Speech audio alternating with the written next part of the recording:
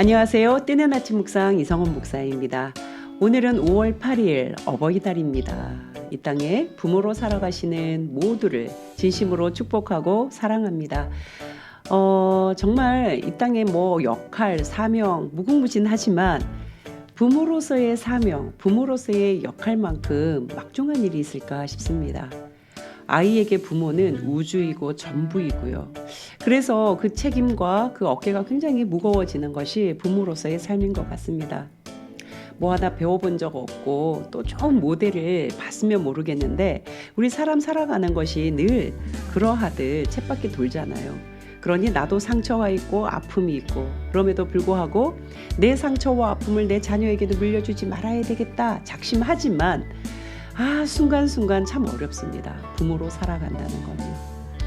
그럼에도 불구하고 이왕이면 좋은 기억들, 좋은 추억들 마음에 담았으면 좋겠습니다.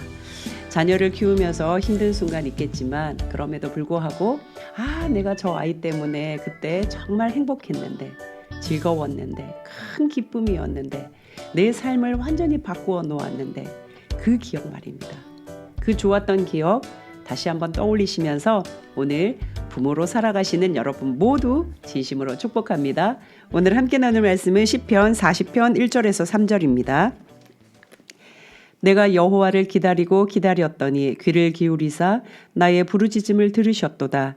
나를 기가 막힐 웅덩이와 수렁에서 끌어올리시고 내 발을 반석 위에 두사 내 걸음을 견고하게 하셨도다.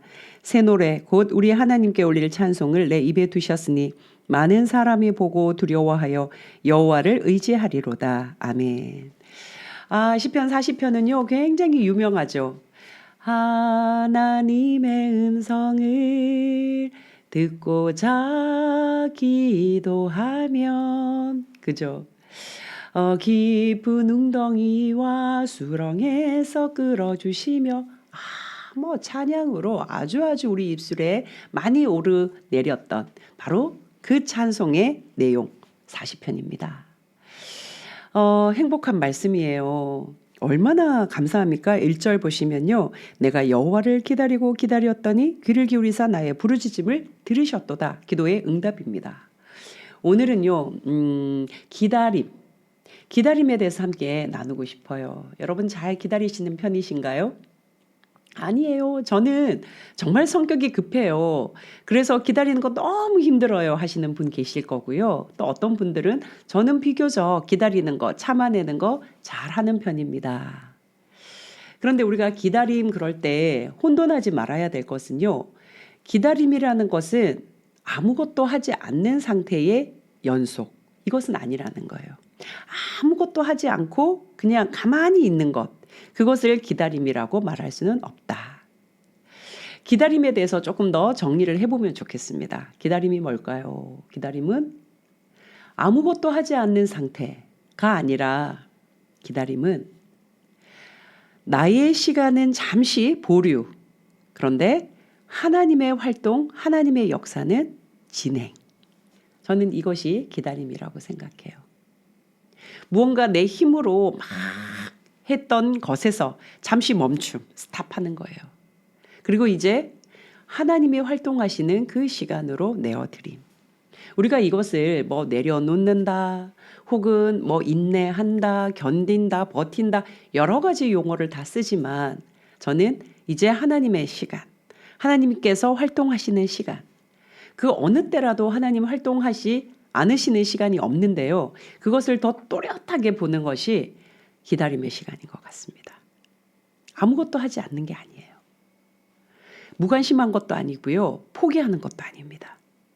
기다림은 내가 막 내 마음대로, 내 욕심대로 혹은 내 시간표대로 막 달렸던 것에서 잠시 멈추고 하나님이 활동하시고 하나님이 움직이시는 이전에도 움직이셨고 앞으로도 움직이실 거고 계속 움직여 가시는 그 하나님의 역사를 내 호흡을 잠시 멈추고요.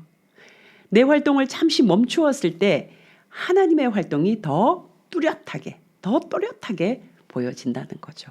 저는 이것이 기다림이지 않을까 싶어요. 다른 말로 표현하면 주파수 맞추는 시간 혹은 시차를 맞추어 가는 시간.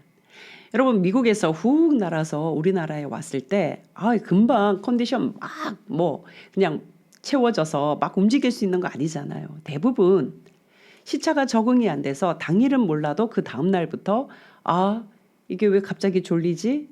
왜 갑자기 잠이 안 오지?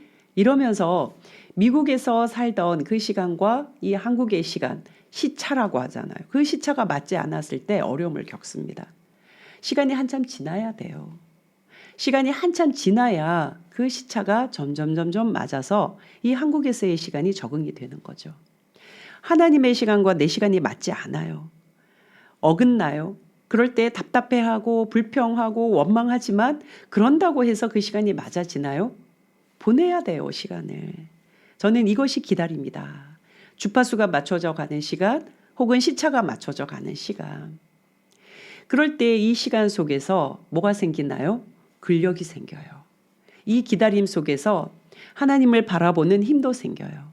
하나님의 역사를 볼 수 있는 분별력도 생겨요. 그래서 이 기다림의 시간은요, 어쩌면 이전보다 다른 나를 만들어가는 시간, 내가 바뀌는 시간. 그래서 굉장히 중요하죠. 굉장히 의미 있죠. 가장 중요한 포인트, 제가 생각하는 가장 중요한 포인트, 기다림은 나를 바꾸어가는 시간이다. 내가 바뀌어지거든요. 시간을 바꿀 수 없잖아요. 시계를 막 돌려낼 수 없어요. 미국에서 한국 오면 이 한국의 시간에 내 몸을 맞추어 가는 것처럼 우리가 하나님의 시간 속으로 맞추어 가는 것. 이것이 바로 인내의 시간이다 싶습니다. 오늘 시인이 뭐라고 고백하냐면요. 내가 여호와를 기다리고 기다렸더니 얼마나 간절하게 기다렸으면 2번 반복합니다. 귀를 기울이사 나의 부르짖음을 들으셨도다. 누가요? 하나님께서. 그리고 2절이 이어집니다. 내가 기다리고 기다리는 그 순간, 그 인내의 시간, 하나님은 어떤 활동을 하셨을까? 저는 1절과 2절, 3절이 분리되는 것이 아니라 아주 매끄럽게 잘 연결된다고 생각됐는데요. 2절, 3절 보시면 나를 기가 막힐 웅덩이와 수렁에서 끌어올리시고 내 발을 반석 위에 두사 내 걸음을 견고하게 하셨도다. 그죠? 나는 기다렸는데 하나님은 어떤 일을 하셨다고요? 기가 막힐 웅덩이와 수렁에서 나를 끌어올리셨다. 저는 이 건져주셨다라는 표현보다 끌어올리셨다는 표현이 더 와닿습니다. 더 감동이 돼요. 끌어올리시고 내 발을 반석 위에 두셨다. 어떤 시간에요? 인내의 시간에 하나님은 나를 그 수렁과 기가 막힐 웅덩이, 정말 스스로는 혼자 헤어나올 수 없는 그 처절한 절박한 상황 속에 내 걸음을 하나님이 지키시고 끌어올리시고 붙들어 주시고 한마디로 뭐예요? 하나님이 동행하시고 기가 막힐 웅덩이에 그 처참한 절박한 상황에 놓여 있는 나에게 하나님은 외면하지 않으시고 동행하시고 어떻게 했다고요? 그 동행하는 걸음으로 내가 도망가지 않고 회피하지 않고 그 기가 막힐 웅덩이의 시간, 수렁의 시간을 뚜벅뚜벅 걸어가며 마침내 그 걸어간 시간을 통과하였더니 내 발은 어디에 있다고요? 반석 위에 있다. 너무 감사하잖아요. 그래서 3절 새 노래 곧 우리 하나님께 올릴 찬송을 내 입에 두셨다. 드디어 내 입에서 새 노래가 터져 나왔다. 이전에 불렀던 노래 아니고 새로운 노래.